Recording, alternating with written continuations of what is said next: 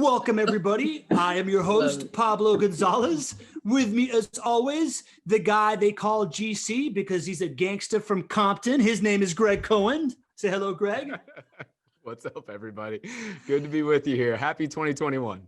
And now, the guy they call the original Compton OG. He is a very special mix of things for the JWB universe, right? Because he is a resident in a JWB home.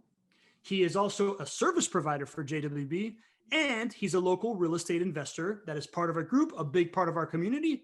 Aaron Compton, welcome, Aaron. Thank you so much. Thank you. That's quite a list of things. Quite a list, my friend. And thank you in advance for letting us tag the Straight Outta Compton reference like 35 times on this show, because it's probably going to happen. We appreciate it. Absolutely. The more the merrier. Pablo and I have a knack for just beating a joke completely into the ground and then stopping on it again. So welcome to completely overdone jokes 101 right here. It is okay. I'm so That's used right. to it. One of the features of the Not Your Average Investor Show, particularly, actually, you know what? It kind of goes in both. It's on the Tuesday and the Thursday edition, right? Because if we get a house that has some kind of a name, we'll kill it and we'll have somebody. Anyways, if you're joining us, Happy New Year, Not Your Average Investor Show family, all the Not Your Average Investors. I see Marilyn is with us for the new year. Lee is with us. Jake with his trademark. Yo is with us. Peter's with us. John Henning is with us. Jen fills in. This is so great. It's so great to have the clan back together, the community back together. For those of you that are joining us for the first time, this show is completely interactive. Nadeem, welcome. Leo, welcome. Good to see you all here. This show is completely interactive. And as you can see, the chat just getting lit up. That is one of the ways that we love to interact with you. If you have anything to contribute to the group, by all means, put it in the chat. There's a little trick there. That is when you first pop in. And by the way, I see a bunch of experienced chatters in here, because everybody is talking to panelists and attendees. The default setting is to only speak to panelists, but we want you to drop in that blue box, change it to panelists and attendees. That way everybody's talking to each other. You can network. There's a lot of collective wisdom in our group here and our attendees. And every once in a while we bring somebody on like Aaron, which is kind of what's happened here. And also, if you want a question asked to Aaron or asked to Greg on the show live by me, I suggest that you pop open that Q&A box that is on the bottom right of your screen, and that's where you put it in. And that is the easiest way to get your question asked, because as you'll see, the chat moves really quickly. The Q&A stays there queued up for me to keep track of it so I don't go cross-eyed. And if you're feeling a little spicy, a little caliente, I think is the word that Aaron was using earlier, because that's the house that he lives in, and you want to come on the show and ask a question, feel free to raise your hand. If you raise your hand, I'm going to check in with you on the chat to make sure that wasn't by mistake, but we are not, we are trying new things here for the new year. So if we want to bring your face on, you want to have a conversation with Aaron about getting his first deal or the stuff that he's doing, or you want to ask Greg a question and go back and forth a little bit, we're open to it. So let's check that out. Last but not least, if you like what you hear, or you really just want the new guide that JWB has put together, the passive income guide, go to jwbpassiveguide.com. Download that sucker. Marketing team put a bunch of effort into it to end the year. I think it's a super valuable thing. So you can tell your friends and show it to them. And Karen, I'm gonna put that I'll put it in the chat right now, but it's jwbpassiveguide.com. But without further ado, the show, Aaron Compton, welcome. Aaron, can you tell us, let's just start hot right now. We said that you're a service provider for JWB. Tell me about the Crossman and how you work with JWB, and give me a little bit of how you're involved in the JWB business universe directly. Yeah, absolutely. So I work for a company called Crossman Home Inspections. And so kind of how I started with Crossman, I was actually looking for a better job. I was kind of coming off of another company, which we'll talk about later. And was just looking for a better job, something to do in Jacksonville. And I met this guy called Josh, and he said, hey, I have a home inspection company and we do inspections for residents and this real estate company. I said, okay, he kind of showed me more or less what the job was going to be and took me out, doing some inspections, and I was like, okay, this is kind of cool. And as I got to learn more and more, I got just more interested in home inspections, and I've now been working with Crossman about a year and a little over a year and a half now. And so in doing, all these home inspections connected with JWB, I started hearing about real estate and, passive income and rental income and all these different things. And it started to kind of get my mind churning about real estate. So that's really where the journey kind of started for me with Crossman and meeting Josh at Starbucks. So, yeah. And just kind of putting all the pieces of the puzzle together, folks who have watched the show before heard from Melissa Gillespie, who is manager of the property management team here at JWB. Josh actually is her husband. So Josh has his business, which Crossman is one of our most important, most valued external teammates. And so what are some of the activities that you do as a part of your role with Crossman for JWB, Aaron? Yeah, so we go out and meet with residents to do like an annual inspection, or if they had like a service project done, like the AC was worked on, or there was a plumbing leak or something like that.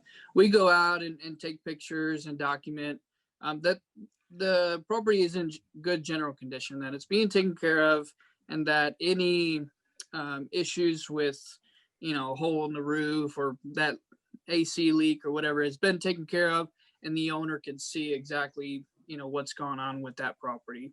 So that's really our general role, but also the customer service aspect of explaining, how the relationship between JWB and the owner and us and what our roles look like. And so it's kind of that customer service as well as, we assist them to taking possession of homes and things like that, and special details and things that we need to take care of. You get to see the thing that most investors probably fear more than anything, which is that ugly word eviction, right? Yes.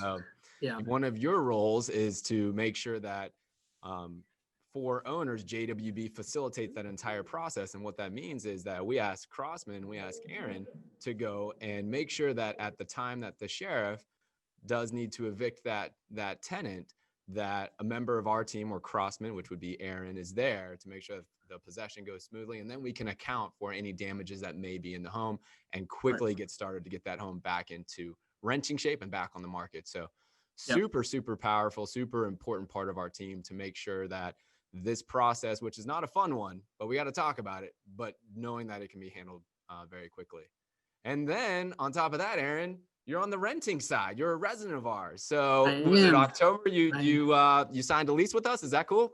Yeah. So I kept getting the advertisements for this great deal at Caliente Apartments, and I was getting ready to move out, and I was kind of looking for a place, and I was like, you know what? I'd spent so much time with JWB. Why don't I try it? And so I put my application in, and it was approved and everything. I was like, great, So it's been great. Yeah.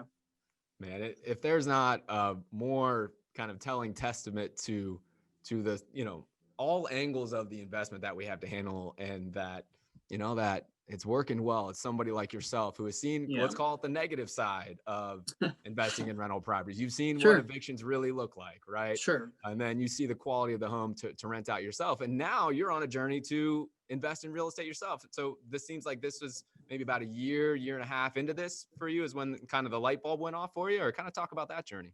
Yeah. So, kind of hearing about, JWB and real estate investing, I started to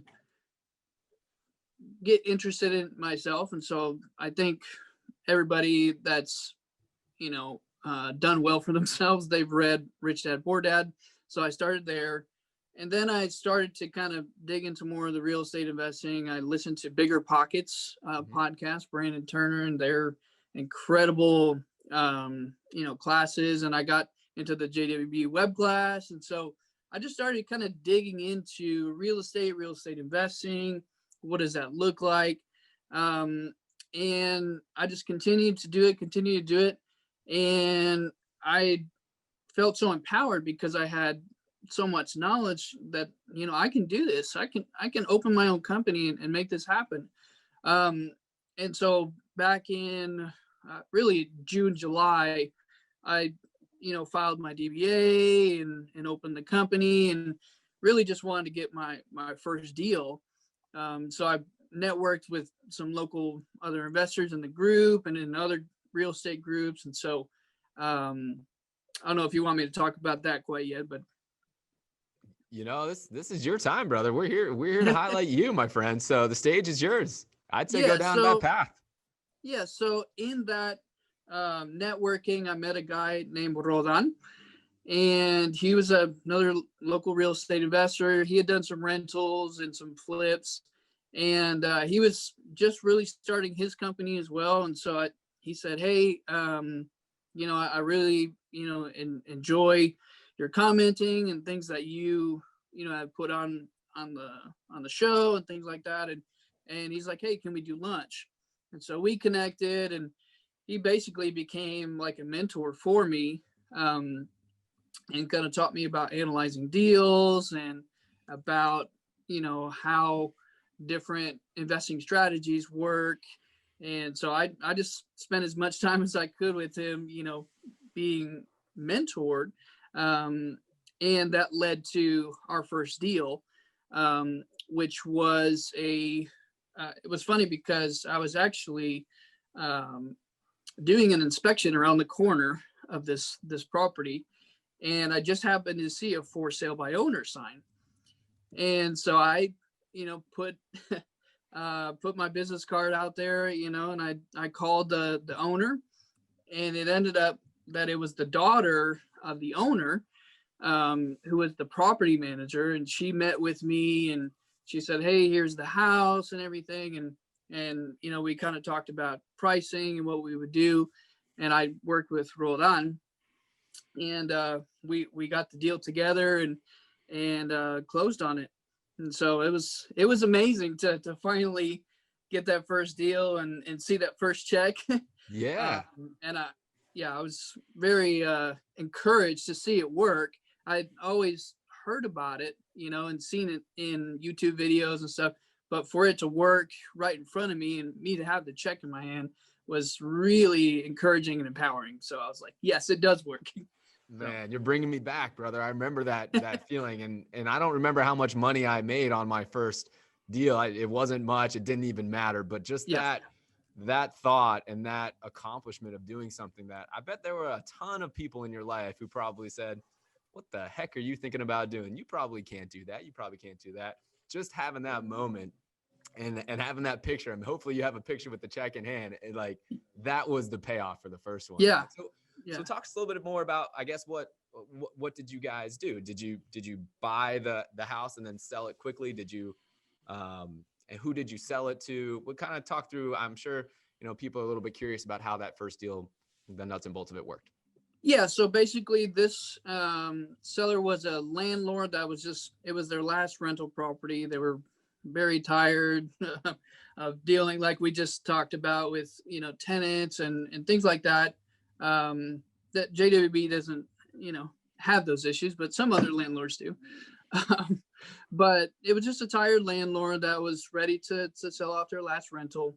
And so we purchased the house, and then I sold it to Rodan as a rental. Mm-hmm. And so he purchased it, closed with the seller, and he now has renovated it. And I did actually a walkthrough inspection with him of all the renovations that they did. And he got a tenant in there, I think like the day before Christmas or something. So very, very quick turnaround for that property. So it's now happily rented. So yeah. Aaron, I'm curious about that timeline. So you were going through the education process. Yeah.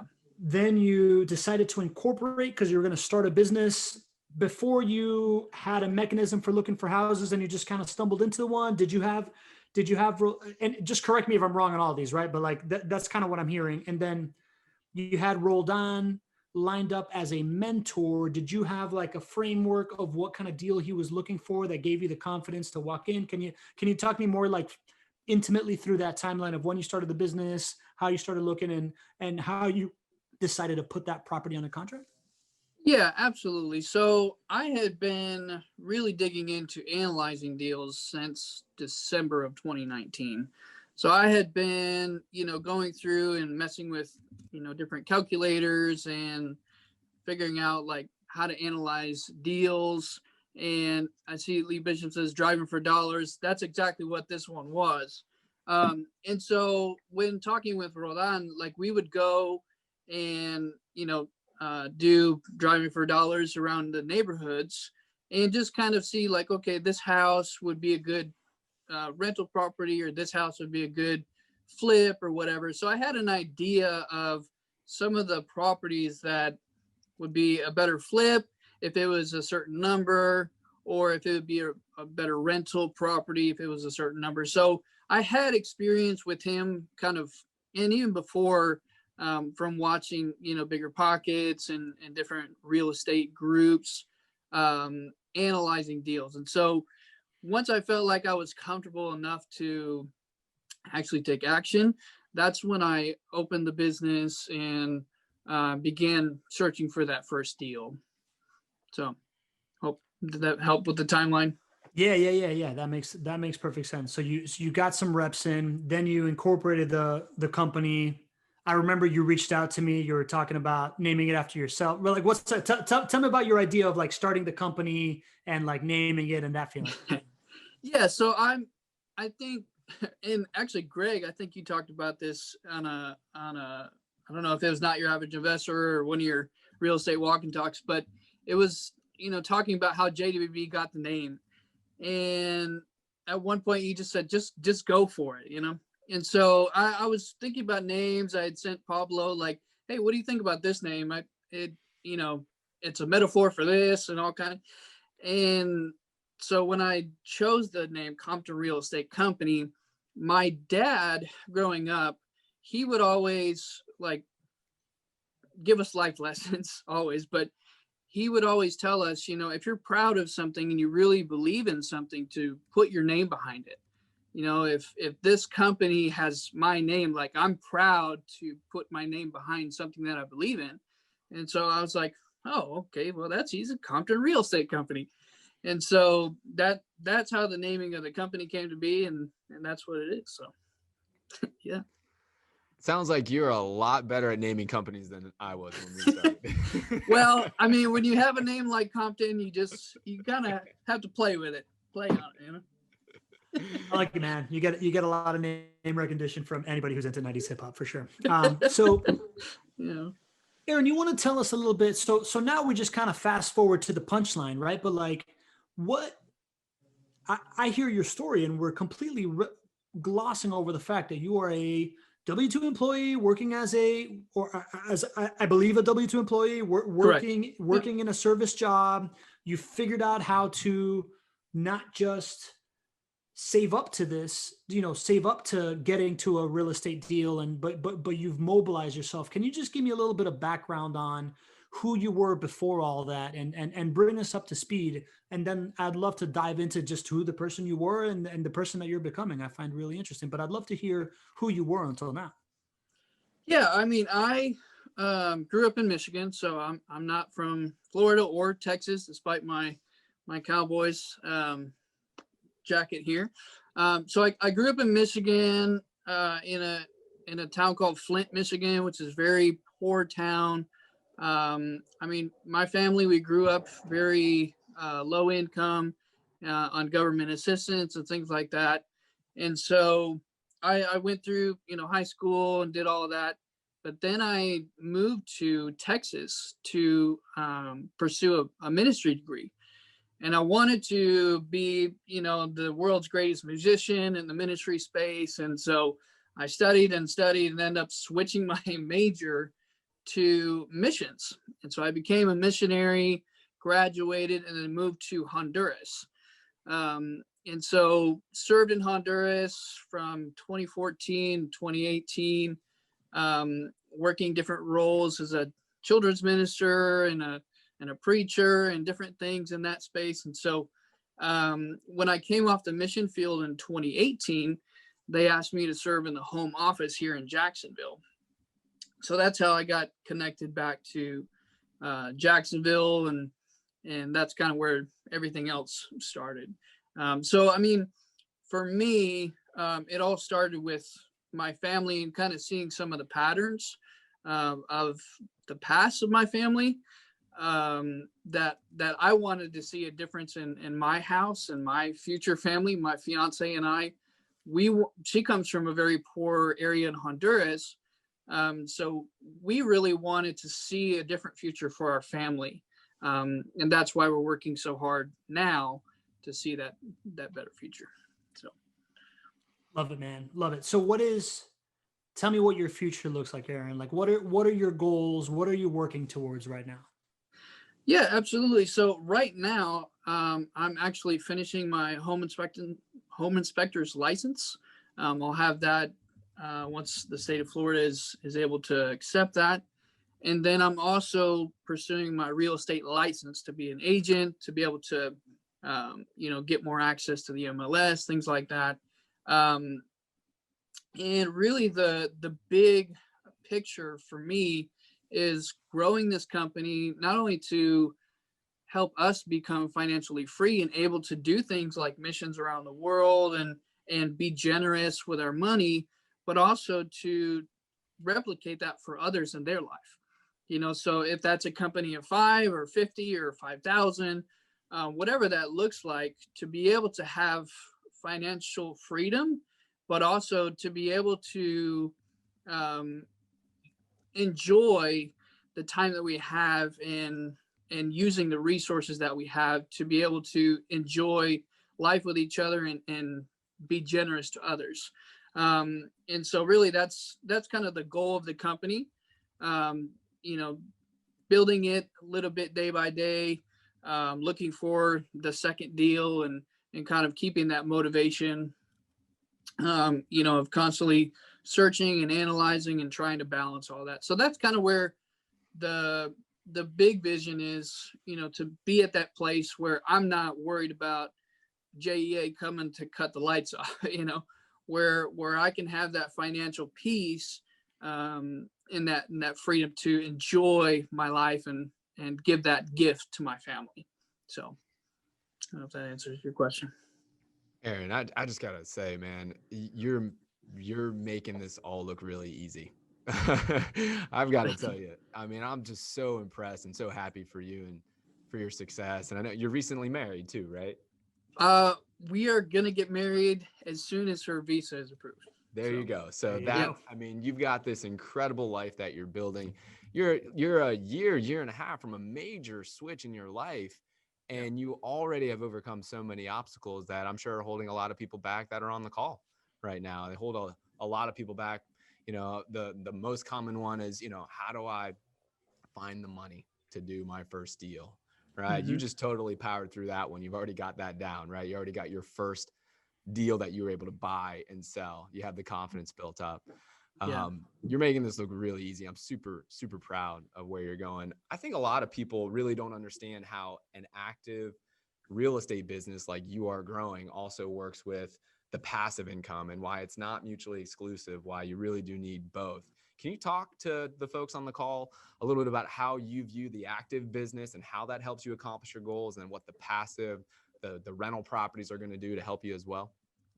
Yeah. So, I mean, it's exactly what you said there. Active is out looking for properties, out looking for deals, going into the houses that are, distressed and, writing up the rehab estimates and saying, okay, if I purchase this house, for 60,000 and I want to sell it for 100,000, I have to put so much in rehab. And so it's a lot more involved than like a rental property where, especially with JWB, where you've purchased it and, a lot of the active stuff is already taken care of by the time that you have purchased it. And so that really helps, just the passive income. Most of those things with the tenants are taken care of by the property management team.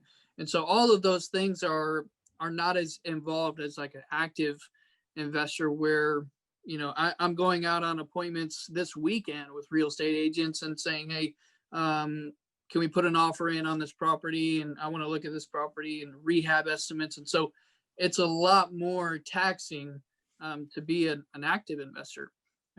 as opposed to a rental property investor. And so really my goal is to do enough active where then I'm able to enjoy some of the passive and still be active, but enjoy more of the passive, that I'm not having to be all the time in the active. So Yeah, I mean, a lot of people think about it this way, that the active business is a job, and yeah, it can be a lucrative job, but it can be a great job. You can love it, but at the end of the day, that's the job. The passive, the rental properties are sort of that end result of you doing a good job at your job, right? You take that active income, and that may be, Compton Real Estate Company, but for somebody else who's listening, that may be your great job that you love as a W-2 employee, where you're building up and you're managing folks, or wherever you are, right? You're yeah, taking that active income, and then smartly you're putting it into something that is going to work for you while you're not. That's going to make you money while you sleep. All these fun cliches that we talk about. But sure. many times you need both. And so some people really think that, and especially if you go into some of the blogs and forums and listen to people out there, sometimes they get very emotional about, hey, you know what? Active is definitely the place for me. Or they get very emotional and say, well, it's only the passive approach. Why would I go and do all the active side? And for me and my upbringing and career in real estate, it's been both. And for a lot of our clients, it's both. And so I think what you're showing is that all of those things that really hold people back are really just molehills, right? When you surround yourself with education, when you surround yourself with support around you, you've found a mentor. I mean, these are all monumental steps that you took. You're making it look really easy, but you got to do it. You got to do both Yeah. for many people to be able to get that income on the passive side. Yeah. And I think that's key, is having a group, maybe not just this group, but other groups. I think I'm involved in like 6 or 7 real estate groups on Facebook. And I have other, real estate investors that I go to lunch with, or I had an appointment last night with people that are talking about selling their condo at some point.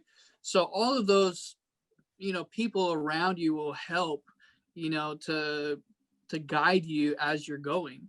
That's something that really helped me, was listening to this group and really all the advice. I mean, taking notes and all the classes and things like that. So really that for me was a key to getting started. So Nice. All right. So let's talk a little bit about something that's a little bit near and dear to my heart, which is the rental property side. All right. So we've got the active one down. Talk to me about the goals on the rental property side, and how can I help you get there? yeah, so really working the active, we just talked about, it's a lot more involved. Really just looking to, get started in the rental property space. And, I think more than just the how to, because, we can jump on a call for that, is more, what is the mindset from going from deal one to rental property, three properties down the line? How does that mindset, I guess, this would be what would kind of apply to more of the group, would be, how does that mindset shift, and how do you shift that mindset from active to passive investor? Mm-hmm. So when you say mindset shift, do you mean like how do your goals shift? Do you mean like how do your activities shift? What specifically do you see it needing to shift? I think probably activities. Obviously you're not going out as much looking at properties. You're more, meeting up with a team that has rental properties for sale, that type of thing. But I guess more, from one deal down to thousands of deals or thousands of rental properties, it's a different way of looking at things, different way of seeing things. Yeah, absolutely. And the reason I was kind of asking is because as I was thinking about my mindset in the beginning, was I always saw the active side of the business as a job, and I thoroughly enjoyed it. I still enjoy it today. Yeah, it's fun. Yeah, it's a really fun job, right? Especially when you have a team and support around you, whether that's mentors or business partners for me and our team or whatnot. I mean, it was so much more fun than my old job in corporate America, right? But for me, it was always a means to an end. And that end was having something that I could build passive income. And for me, that was always my goal, even while I was doing the active side.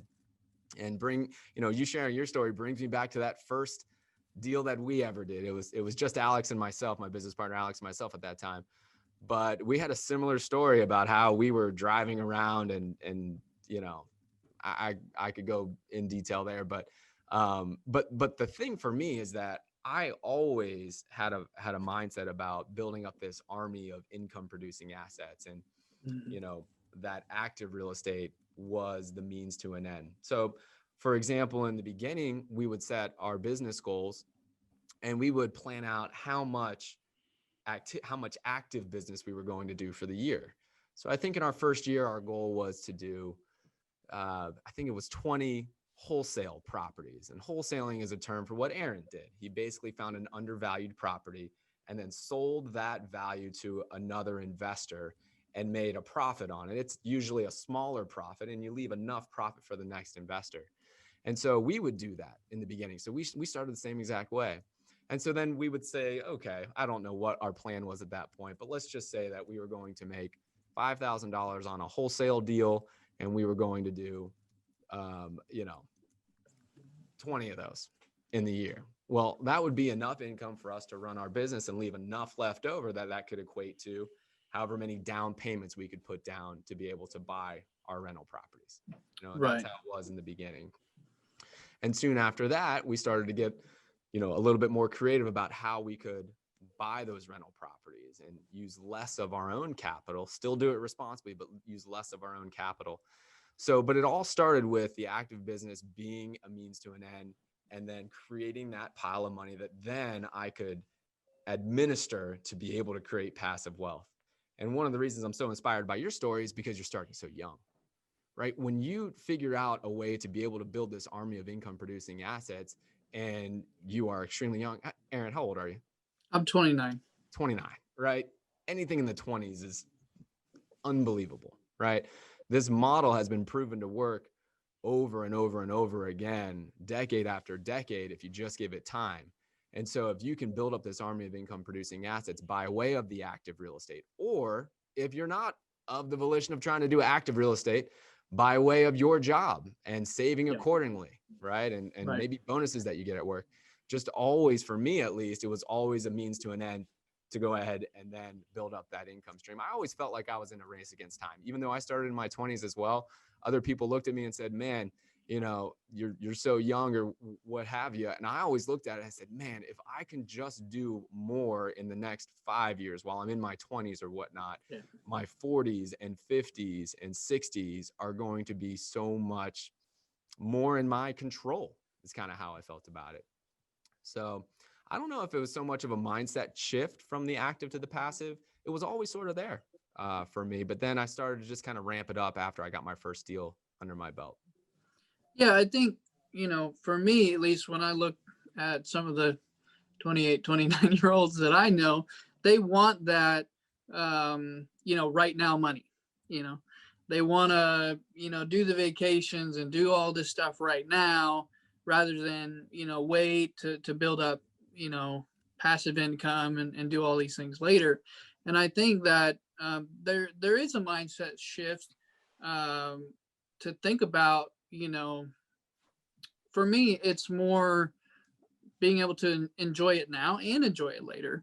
That's why I kind of work with both active and passive, to where it's not one or the other. I get to enjoy both, but focusing on those passive income for later, for my family to be able to enjoy. And it's not just for me in my family now, it's for the next generation to come, and those that are in my business that are going to be providing for their families and their children and their grandchildren and things like that. So it's really, I think, shifting from the now money, that someone may make with a W-2, or, they might, do some active and then they're like, okay, I have all this money, but then they don't set it up for the future, and it's short-lived. I'll tell you that. Yeah. That is a huge mindset shift, and one that is not easily taken to by many people.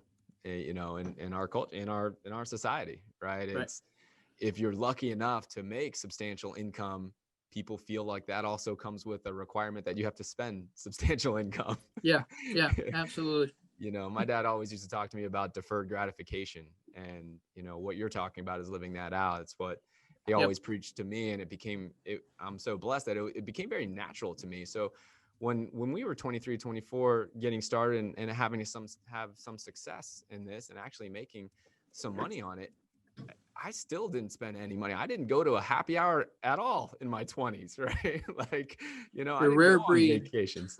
Uh, you guys, I mean, it was ramen noodles or close to it for a long time, Oh especially yeah. before I became married with children.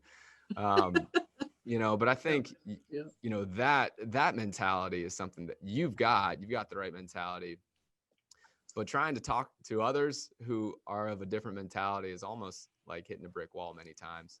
Yeah. So I'm thankful you have it. Yeah. I'm trying. I'm learning. You know, it's really interesting to me that nowadays that I get the honor of spending 2 days a week with the not your average investor community, this mentality seems so normal within this insulated and within these walls. But for me, I'm 40 and I really didn't uncover this, you know, like growing up in Miami, I didn't know anybody talking about this stuff. I knew people talking about it at the beginning of the, you know, before the bubble. And then I haven't heard anybody talk about it since. Is there, what is the, what's that common thread, right? Like what, like who, and I'd love to hear people in the chat, you know, bring it in of just like, what do you think it is that makes you see that big picture? Aaron, do you think that there's anything in, is there anything that you can point to that is either like a core trait of yours or a formation or an experience you had that got you thinking down this path? And Greg, I'd love to hear the same from you as well. Yeah. I think, I mean, just speaking from my past, my family didn't grow up with much. And we had that mentality of, hey, everything that we had, we spent, and we didn't have any money. We don't have any money for this or for that. And I think that it really taught me that, saving for the future and saving for emergency expenses, all the Dave Ramsey stuff, it is really important, in having, passive income where you're not living paycheck to paycheck and so scared about money that really it affects your life, it affects your family, it affects everything down the road, and everyone around you can feel it. I think that really taught me to, be able to kind of have that mindset of, preparing for the future, focusing on, taking care of my family, taking care of those that I love, and saving for a rainy day, but putting that money to work rather than just spending it all and worrying about not having enough. I think that's where it kind of taught me. Okay. And Greg, you grew up, from what I understand, you grew up not without means, right? Like, but you had your father who was in your life, but you also got into this at a time before Facebook groups and before, like, you got into this during the MySpace era, right? Which is Oh pre boy. YouTube, pre whatever, right? Like, can you kind of elaborate on that? You're such a social media guy. You talk about eras in the world in terms of Facebook and MySpace and goodness. I don't even know when the MySpace era was. I don't know. It was around the time. It was around the 2004 to 7, 8, 9, kind of like What was Facebook the started era? taking over in 2009. What was the era prior to the MySpace era? Just quizzing you. It's AOL. AOL. Yeah, and I grew up in a very loving household, and we weren't rich, but we weren't poor. We were very middle class, and I remember my mom working multiple jobs as a school nurse, and she then continued to educate herself, and was going to college even while we were in high school and all that good stuff, and so. But I always had a really loving home. And the one thing that I think has driven me, as far as that's really related to rental properties, as I explore this a little bit more, is that I always really wanted to control my time.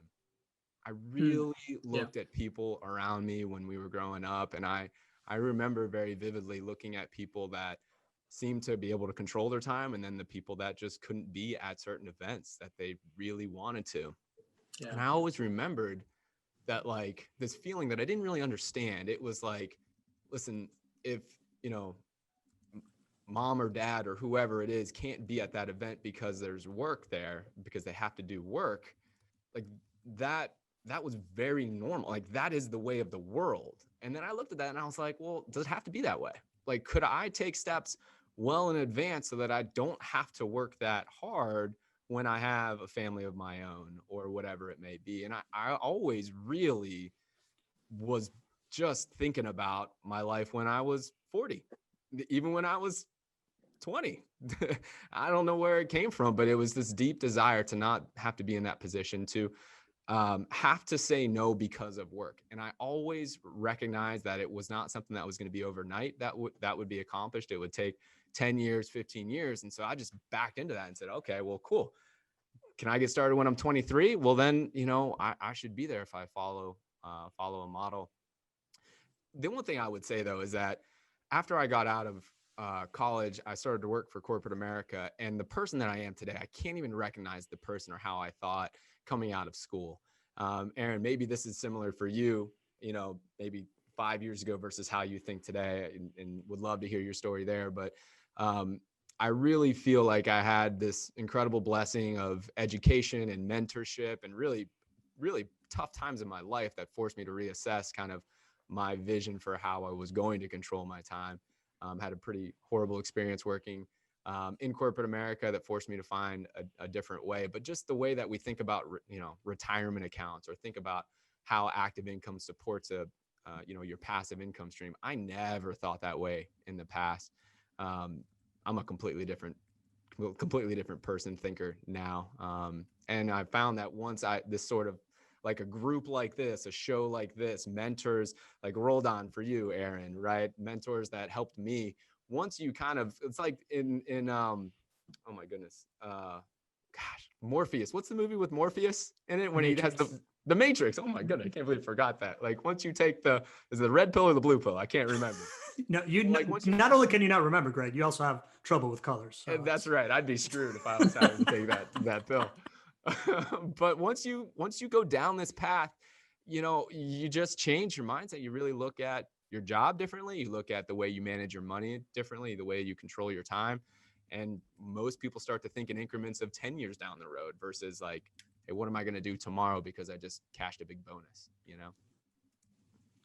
You feel that, Aaron? Like, do you feel like a big difference from who you were in your early 20s versus right now, having this real estate kind of like journey that just kind of started? Are you there yet? Yeah, absolutely. I think because I've worked the jobs, not in corporate America, but I mean, I've worked at jobs where I was making $7.25 shoveling chicken poop, you know, all day in the hot sun. And I was like, man, there's got to be something more than this. And it was just miserable. And now to be able to have the education of real estate and be around groups like this, just expands your mind to the opportunities that are out there, and, you know, opens you up to be able to explore some of those things that maybe you didn't know about before, or maybe they were there, but you just didn't know. You didn't understand that there's possibilities if you just kind of dig in and you know, explore it a little bit. There are possibilities out there for you, and I guess I just didn't know. So you know, as I was educating myself, you know, found these opportunities, and then it was just, you know, how do I get to it? How do I make it happen? And that was, you know, really the steps that I took, is just getting educated and understanding the possibilities that are out there. So excellent, man. So another thing that I kind of want to like poke around at is the idea that, let me see, it's I believe Karen Jensen said it also. She's also a missionary. She's also into real estate. You're a missionary into real estate. We recently had Abraham? Abraham Guerrero on, who's a missionary into real estate. Is that common in the missionary community? Does being a missionary make you more likely to feel comfortable as a wholesaler, right? Like I could see kind of one-to-one things. Can you Sure. talk about that? Or is it, is that something common you see in the missionary community, or do we just happen to have some extraordinary outliers right now in the Not Traveling Investor Show? From what I've understood, I think we do have some extraordinary outliers. But I think that as a missionary, as a minister, I've had to learn to depend on others for my monthly income. So, a lot of missionaries, either with an organization or independent missionaries, are support based. So they go and they ask people to donate to their monthly income for whatever cause that they're doing. In my case, I was in Honduras teaching about children's ministry, business, as well, leading different Bible studies and things like that. And so I would go and ask people for donations to support my monthly income while I was on the field. But it's a different mindset when you're going out as an entrepreneur and pushing to make those things happen. So it is a different mindset shift of relying on others rather than kind of going out and making it happen yourself. So the missionaries that I've talked to, we can be entrepreneurial, and we know how to go out and get people to join our cause and help us grow. But I don't know many in real estate. If they're out there, I'll connect with the other two that we're speaking, but yeah, that's my experience. Yeah, I'd agree. I think there's it's really tough for those faith-based positions. It's not like engineers, right? Engineers are numbers people, right? And you put a spreadsheet in front of an engineer and they're fired up, and then they can start to calculate the return and all this good stuff. But I think one common thread that we've seen with the folks who have been in missionary positions or pastors just within the show here is that they've been able to make that connection to the passive income stream and legacy and accomplishing a greater mission. You know, Aaron, you talked a lot about that within your family and with others that you have the wonderful benefit to be able to influence. It's almost as powerful and maybe even more powerful for you. It's the lasting possibility here. And with rental properties, you have that ability to build legacy. It's pretty cool. When I think about myself, one of the things that really motivates me with my rental property portfolio is not only the financial success that can come from it, but it's the tangible opportunity for me to share with my kids of like how to run a business, because a rental property is a business in and of itself, and how to collect the revenue from that business, right? How to handle the expenses from that business. And so I love that aspect. It's legacy building for me in a couple of different ways. It's that teaching tool, which is very real. Try to teach like stocks and bonds to, to kids as they're growing up. Yeah. It's less tangible. So I love that component, but I think that's what has attracted folks in a faith-based organization to really take on to this type of an investment. Yeah, absolutely. Very interesting. All right, you guys want to get into a couple of the questions in here from the group? Sure. Lee Bishop has a couple of questions, as usual. Lee asks, Aaron, in your role as an inspector, are you looking at houses that are rehabs for JWB? We do the renovations and the new construction as well. So quick answer is yes. Okay, great. Now he's got a little bit more in depth. Okay. Lee Bishop asks, did Aaron have any interactions with JWB tenant customer service while he was renting his apartment that he would share with you that he would share with other investors? Can you give the investors on the call or potential investors kind of like what the experience is as a JWB resident in onboarding and whatnot as a renter? Sure. So I had to go to the property that I wanted to take a look at. And in this case, it was Caliente Apartments. And Caliente. Yeah, Caliente Apartments. And so I went and inspected the apartment, took a look around, said, hey, this is a pretty nice space. And of course it was staged, but I knew that I could do something similar with the apartment. So, I went and did all the application for it. I gave them all my income statements and everything, and heard back from them that I was accepted, that this is how much the rent is, that type of thing. And basically they sent me the application of the lease, and we signed the lease. In this case, it was electronic. And then once I was given a move-in date, I put my deposit and was able to move in and get the keys and everything. So that's a very short version of a longer process. But basically, as a home inspector, I went in as well on the day of move-in and looked around the apartment, noted, the things when you move into an apartment, note how everything is at the time, took pictures of everything and began to move in. So, I mean, my, customer service with the JWB team, I know a lot of them. And so it's interesting to have emails as a resident from them. And it was very smooth, very easy. And I recommend it, to anybody. Say, hey, if you want to move into JWB, I can personally tell you. And it also helps me too when speaking with residents as a home inspector. I get to kind of get on their level, so to speak, that I understand, some of the processes that residents go through. So that's kind of the process that I went through. So I'm not sure if that answers your question, Lee. Yeah, I think so, man.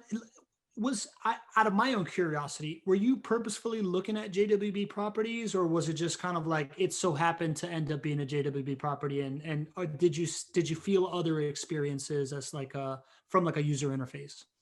Yeah, I wasn't specifically looking at JWB properties.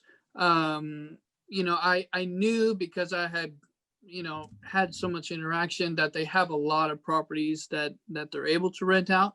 But I had an area that I wanted to be in, a price range. And so it just so happened, that this one came available, and it was a great price and in my budget and everything. So yeah, it just all worked out. All right. And Nadeem Shah asks, and you can answer this yourself, but how many properties does Aaron own? Currently, I don't own any.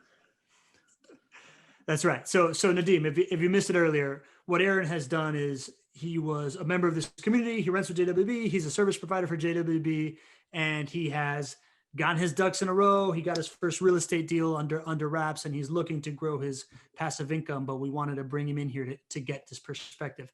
Now, Greg, I got one for you. Dominic Albano says, closed on 3 JWB properties last night. Pretty Congratulations, cool. Dominic. Awesome. That's incredible, my friend. Yeah. He also puts very scary. two new construction, 1 older home. What I learned is the older home appraised $10,000 more than purchase price, and it is already rented, while the 2 new homes are still being shown. I hope that they can alleviate my fears, especially with the COVID still around. Can you talk to that, Greg? Yes, absolutely. So, well, let me talk about the first thing where I believe it was the renovated home, and the appraised value came in $10,000 above the sales price. All right, I'm going to give you kind of the real deal here. I don't pay too much attention to if a property gets over appraised at the end of the day. Appraisers are not all created equal. And on the flip side, every once in a while, you may get an appraiser that appraises your property a little bit low. Now, it doesn't happen very often, but, I play the even keel of this. So I would tell you not to get too excited about that $10,000 over appraisal. Sometimes appraisals are subjective.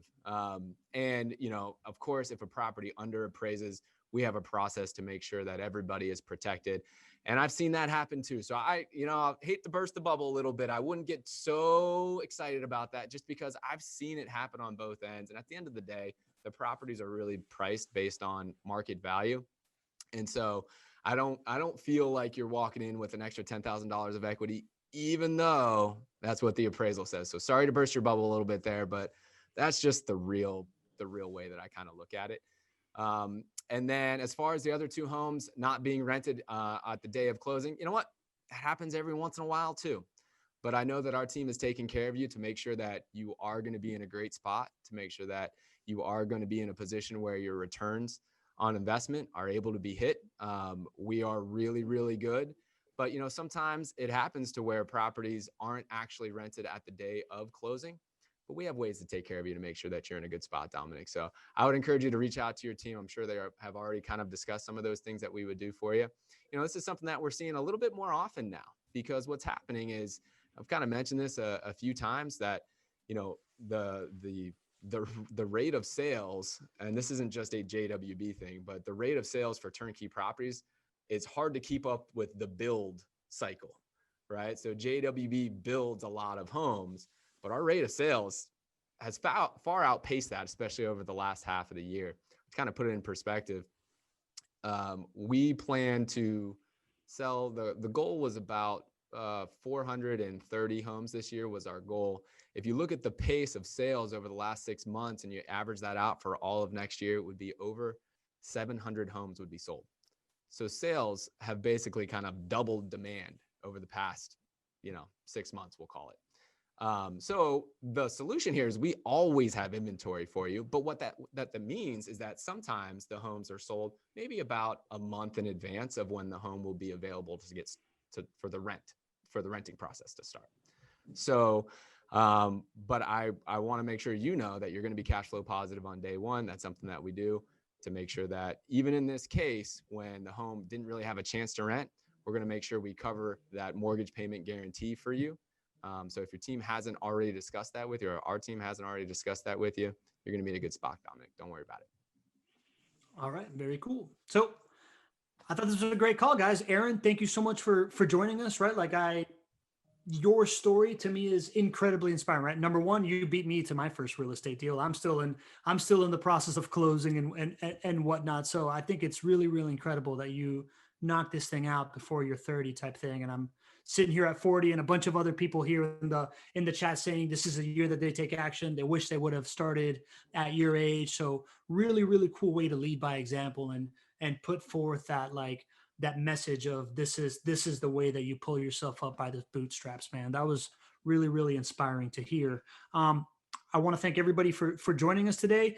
I want to encourage you to join the Facebook group, right? jwbfacebookgroup.com. We are now officially over 2,000 members. We had, funny story, but we asked the group before, we were trying to get to 2,000 by the end of the year. Yes, it's a marketing ego number, but we were like, what was it, like 40 short, Greg, something like that. So we put an ask in the group for the first time ever. And we just asked, hey, if anybody wants to invite a friend in, and 400 invitations happened, right? So, I say that to say that the people that are in the group believe that the group is valuable, and that's really what matters to us. So, if you are on this call, you want to stick around and network with us throughout the week. Again, Aaron found Roldan, who's a member of the community that's in there to help him through his first real estate deal. We love seeing the mentorship process happening within it. And I know that there's many people open to mentoring in there. Go to jwbfacebookgroup.com, join the group. And again, if you haven't gotten the passive income guide, go to jwbpassiveguide.com, download that thing. Aaron, before Gregg says his final goodbyes and whatnot, do you have anything you want to put out there to the universe, man? A shot you want to call, something you want to call attention to you, an ask you want to make, an advice that somebody has given to you that you want to put out there? Do you have anything like that as kind of a last word here? Yeah, I think more than anything is just go for it. Too many times fear holds us back, and it stops us from really going into, what God has called us to do, or, what we're supposed to do. And so I think just going for it, just making the leap, despite fear.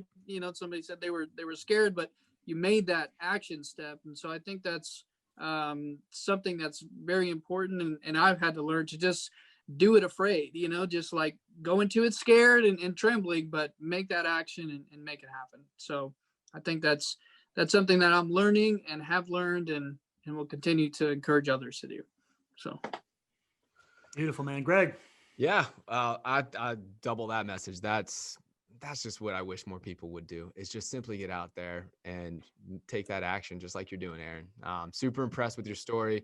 From the first moment you reached out to me a few months ago on Messenger, I got to know you a little bit more. Our paths are incredibly similar. Both started our first real estate deals in our 20s. And both of our wives are from Honduras. And, of course, I have lived in a JWB rental property when I was starting as well. And I've done all of the jobs that you do as well to help support JWB. So I'd be lying if I said I didn't, this hasn't taken me down memory lane. And I'm just super, super excited for your growth. Thank you very much for sharing your story with us. I hope you'll continue to keep us updated and continue to be, a really active contributing member of the group, because a lot of folks would love to be in your shoes right now, brother. So thanks again. For sure. Yeah. Thanks for having me. All right. First episode of the year is over. We'll see you on Thursday for the JWB Rental Income Property of the Week.